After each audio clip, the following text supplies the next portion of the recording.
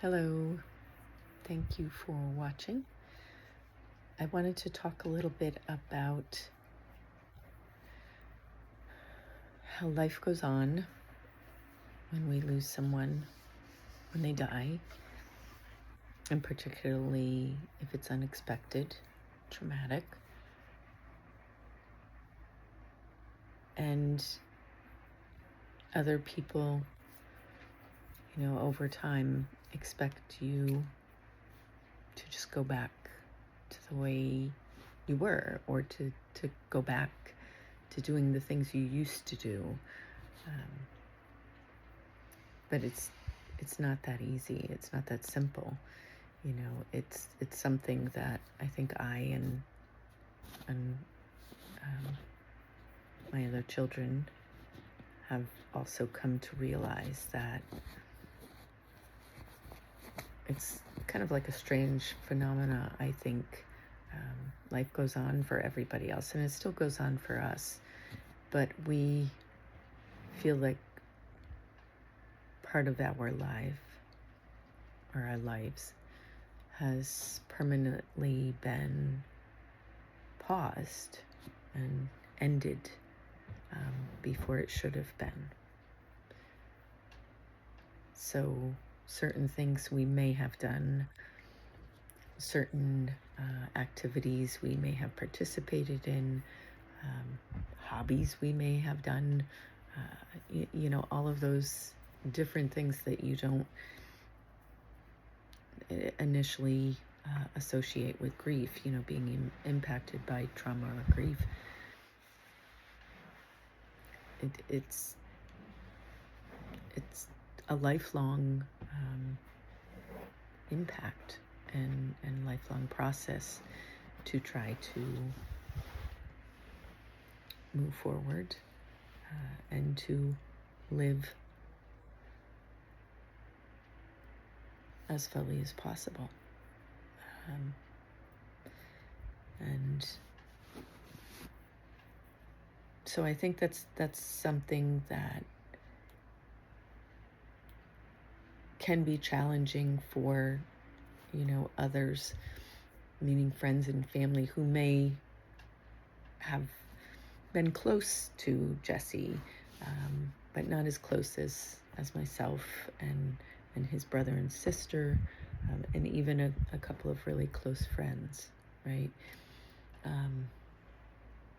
And so now, 3 years after Jesse was killed, they're moving on with their lives. And not that we're not, but there are still things that we just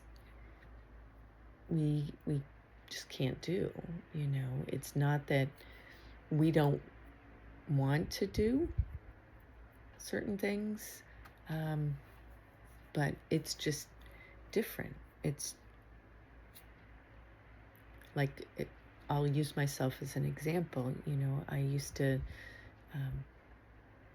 paint to kind of get things out of my system. I used to really like the quiet moments and enjoy the nighttime, right? But now, even I am still kind of stilted with how to creatively express myself. And the silence is really,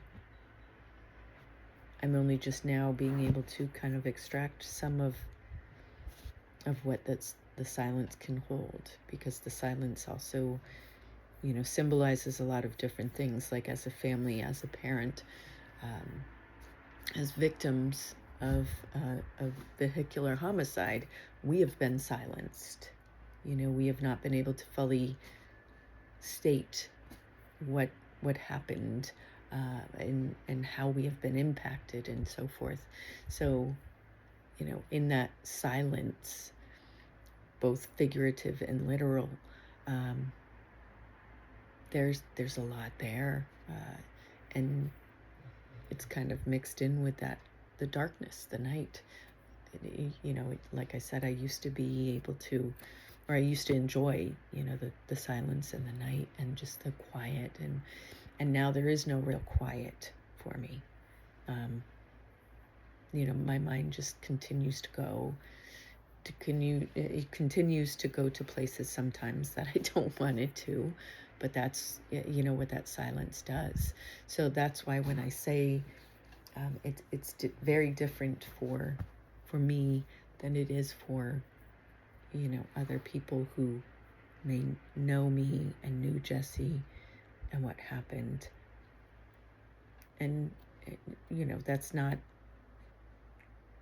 their fault, but it's just something that is another challenge for myself and for Jesse's siblings to kind of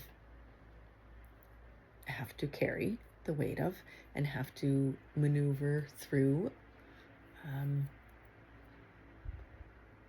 Is that there's certain things that we just can't do right now, can't talk about, I still can't look at pictures of Jesse for too long, or I just, break down.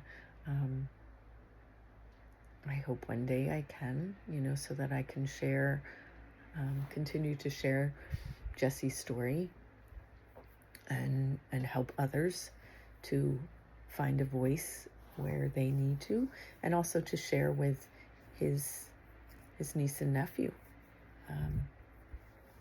And my hope is that his brother and their mother will be able to share as well.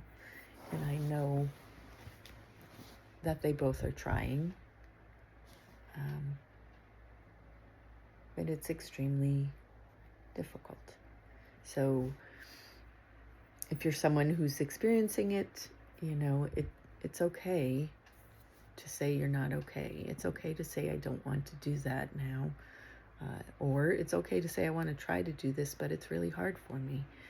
To be open and honest, because if the people you're around, your circle of friends, even acquaintances, if they're really there to support you and they're really your friends, and care about you, they'll understand, right? And they'll support you in your choices. So if you're also someone who is, like one of those people whose life is going on, and as it should, but you're trying to help somebody else who's going through something and is having a difficult time, really do, don't just say it, do it, be it. If you say, I'm here for you, then be there. If you say, I understand, and, if you went somewhere with someone, if you want to leave, just let me know, then actually do that, So it's again, something that you kind of learn as you go, and it's a day by day kind of process. And it's just going to, as we've said with most everything, it's going to be a lifelong process. It's not going to be over anytime soon, because the impact is immense, and